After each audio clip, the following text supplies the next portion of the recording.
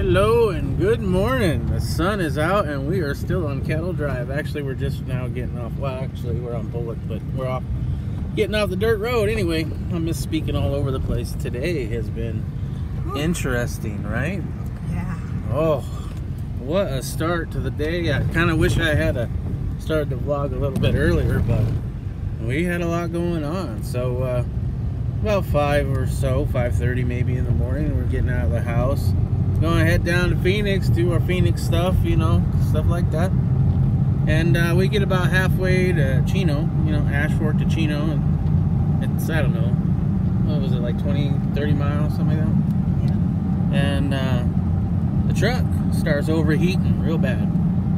And before it overheated, it made a little bit of a noise, right? It dinged, but nothing really came on. We looked, nothing was showing, right?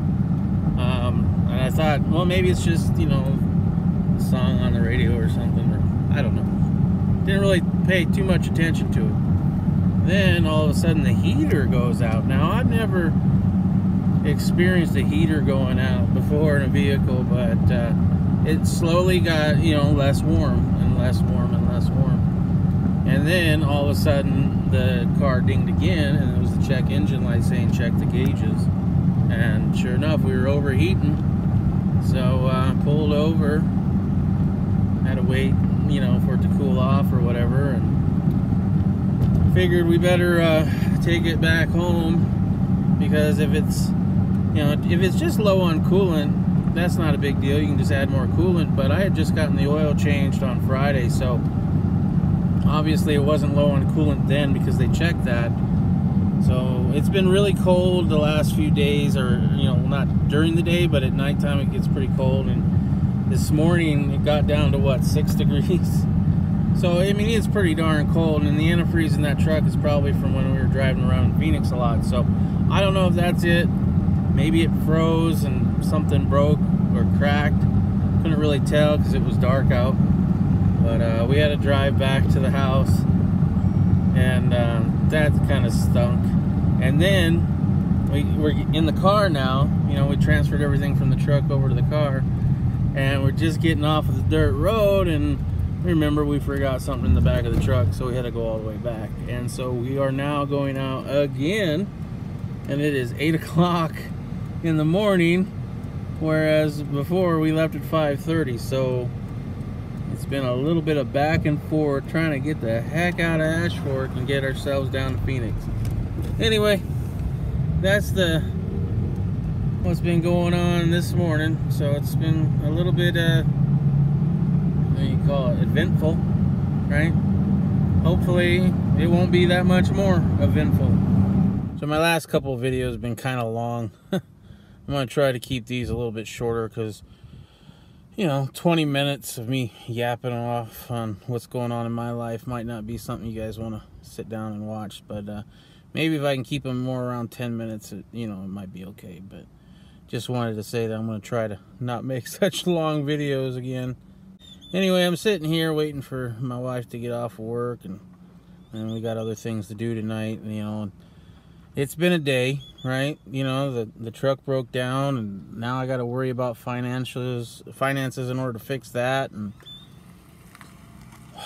I don't know. It's a whole bunch of stuff. And then I'm sitting here, as I said, waiting for the wife to get off of work, and I'm watching, you know, the news that I haven't been really paying much attention to, right? You know, this whole shooting in the Florida school.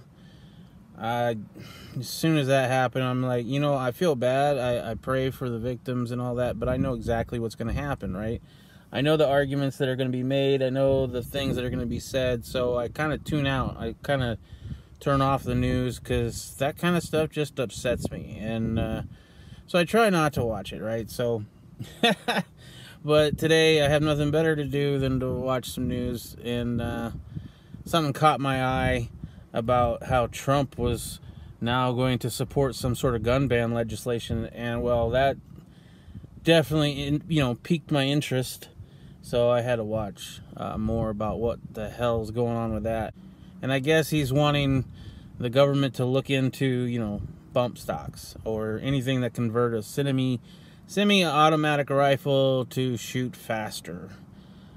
that's a slippery slope. I've discussed it with people before. A lot of people online have talked about that and how, if you ban bump stocks, or that's what you're trying to do, you're pretty much banning semi-automatic weapons in general, because pretty much any semi-automatic firearm, you can bump fire or increase the rate of fire very easily. I mean, really, you can bump fire a semi-auto with your thumb and a belt loop.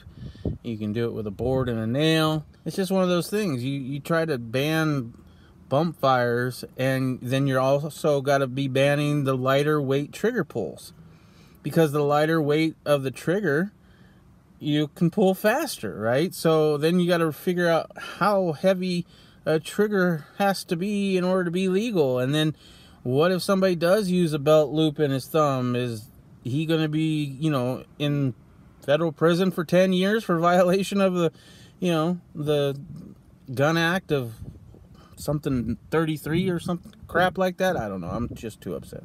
So yeah, I think it's stupid on its face. Anybody who thinks that, banning bump fire stocks is going to solve anything are sadly mistaken.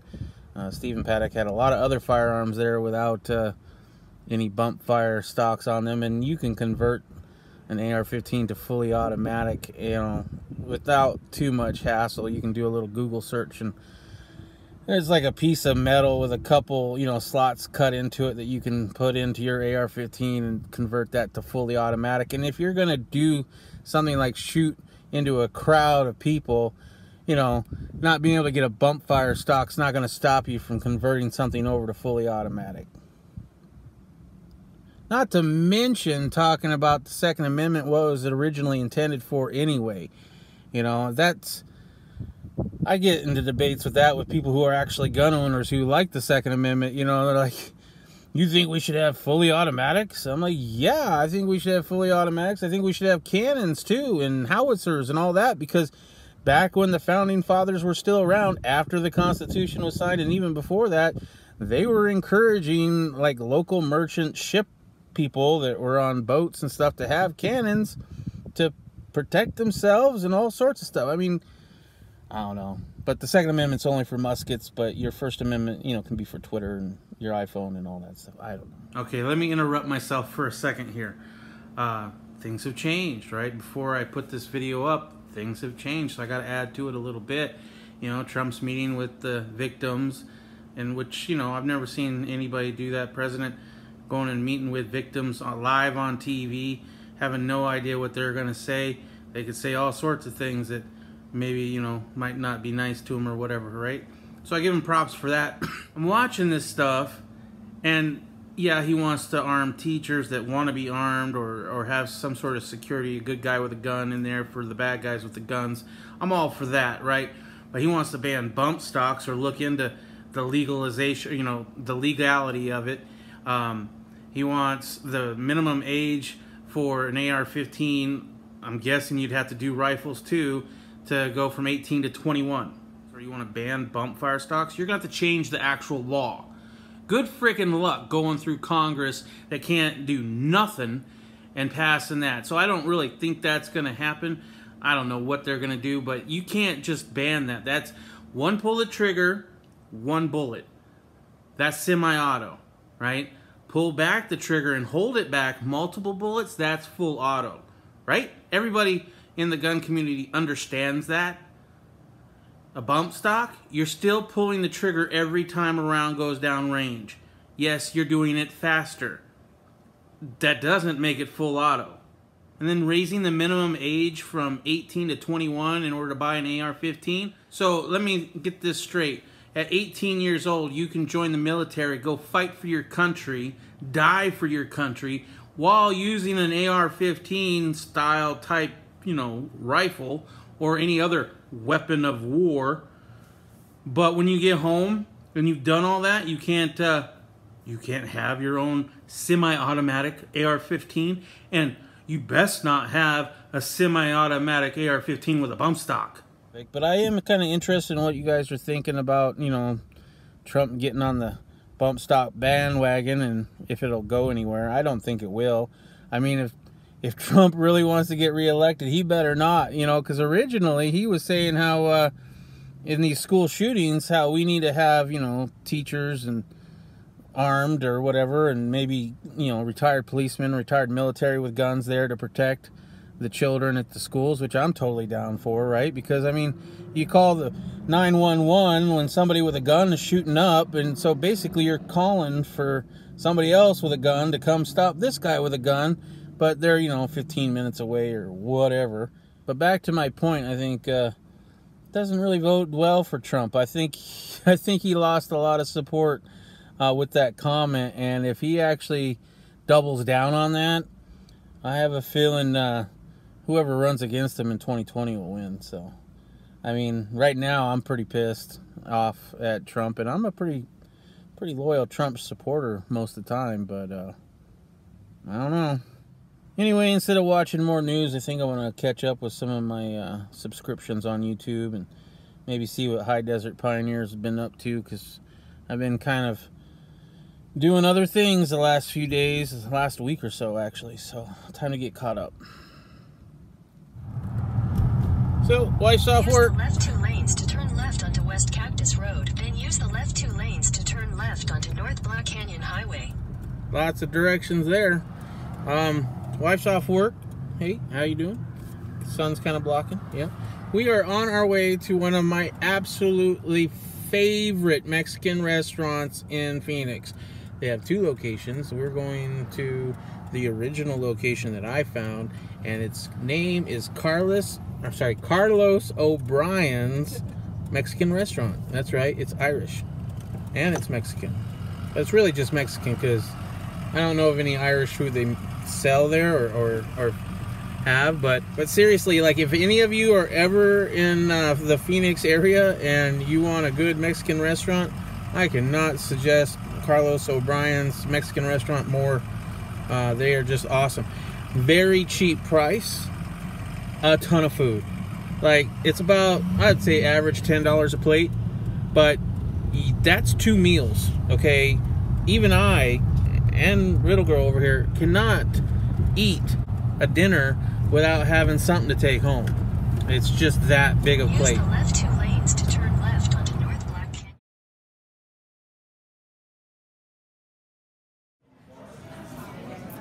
So I was kind of wrong. It's not like $10 a plate. It is $10 or like $11 for like the best thing on the menu, which is their Mexican pizza. But most things are anywhere between 10 and like 13, 14 bucks. But I'll show you the big portions when you get it. Yeah.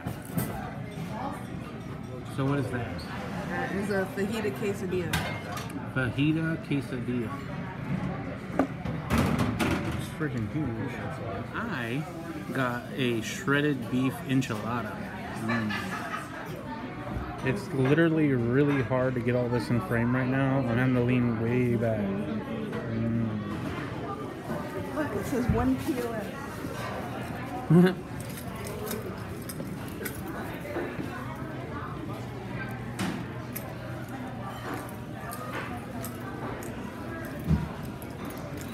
Normally I wouldn't do that. I don't like showing restaurants that I go eat at because of obvious reasons and stuff like that, but that one's kind of special to me.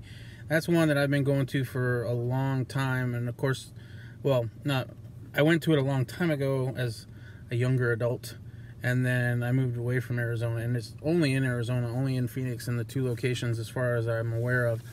And so it has a, you know, like a special place for me, and it's still almost the same price as it was back in like the mid-90s is when I found that place. And so yeah, if that, you know, something that you don't like in the videos, then I apologize. I probably won't do it again, because really I don't know of any other restaurants that are still around that hold a special place like that one does. But anyway, that's where I want to end the video. It's been a long day, a lot of going on, but also at the same time not a lot, you know, because the truck issue is weighing heavily on my head. And now we're gonna go rest up for the rest of the night, take it easy, and do it all again tomorrow. Thanks for watching. God bless. And if you liked the video, don't forget to hit the like button. See you later.